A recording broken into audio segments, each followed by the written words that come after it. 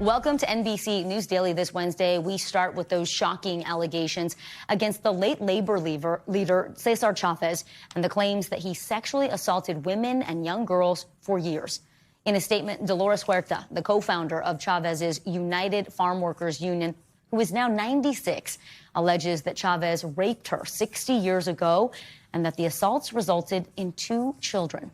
Her statement followed a bombshell report from the New York Times. It published the findings of a years-long investigation, including interviews with multiple women who say that Chavez sexually abused them when they were pre-teens. Chavez died in 1993 at the age of 66. He became a national figure for helping to improve the lives of migrant farm workers in California and rallying for Mexican-American causes. NBC News correspondent Camila Bernal joins me now. Camila, walk us through these allegations from Dolores Huerta and the details that were alleged and lined out in that Times investigation. Hey, Vicky. So the Times investigation really focuses on 2 women who say they were abused when they were very young. One of them alleges rape, the other one just sexual abuse, and then obviously also details the allegations from Dolores Huerta.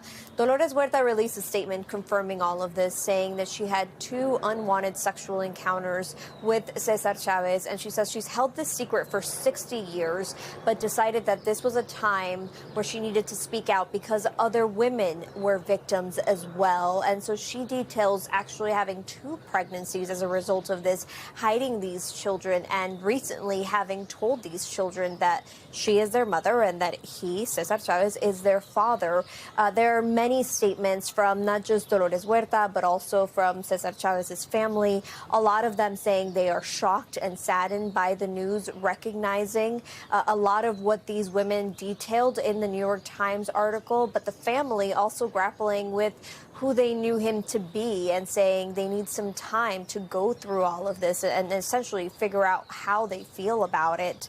But in general, so many advocacy groups and organizations have released statements essentially saying that they're shocked by these allegations and that they might make changes moving forward, Vicky. Yeah, it is stunning all the way around. Camila Bernal live in Los Angeles. We want to get some more context on this story. We want to bring in LA Times columnist Gustavo Arellano. Gustavo, thank you so much for joining me today. Tell us more about who Cesar Chavez was and the work that he did alongside Dolores Huerta and the significance of these allegations coming out now. Cesar Chavez was a titan of American civil rights, one of the few Latinos who are nationally known. Of course, he first became famous for fighting for the rights of farm workers in the fields of California in the 60s and 70s, earned the praise of Martin Luther King. He famously had a fast protesting or advocating for nonviolence that was broken by breaking bread with Robert F. Kennedy. Along with Dolores, they would, for the next decades, push their advocacy of farm workers across the country and if not the world.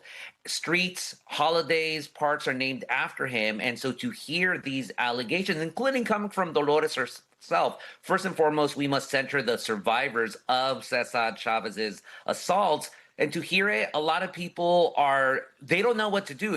People are just stunned right now, heartbroken, stunned, disappointed, anger, all of those and more. You put that so beautifully, Gustavo, because there is a range of emotions because he was so admired, revered even, for all of the things that he stood for and fought for. He was a significant figure for the Latino community and beyond, right? Do you think this Times investigation and people like Dolores Huerta coming forward, could we see more victims? I covered the Catholic Church sex abuse scandal.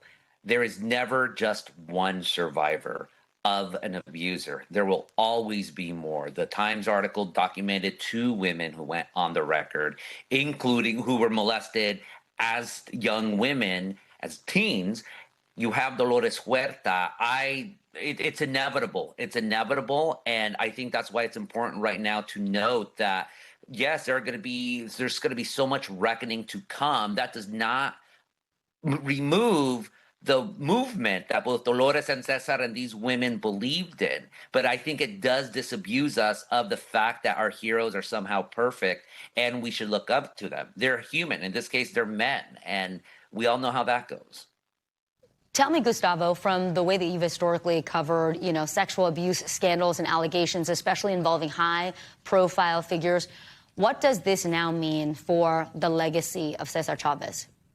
Forever tarnished, forever tarnished. That does not remove the good that he did. That does not remove the fact that so many looked up to him, and he inspired people in decades where there were very few Latino civil rights leaders or even heroes to begin with. His face, that face of his, that beatific brown face, it was in posters in offices, in classrooms, on murals across the country.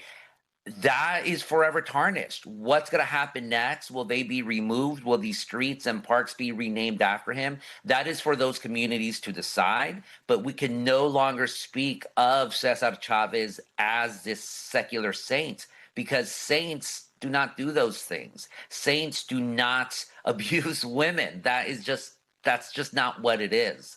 And my hope now, though, is that the people that did love Chavez, that did adore him, that they move that adoration onto the movement and especially reach out and be with the survivors. Beautifully said. Gustavo Arellano, thank you very much. Gracias.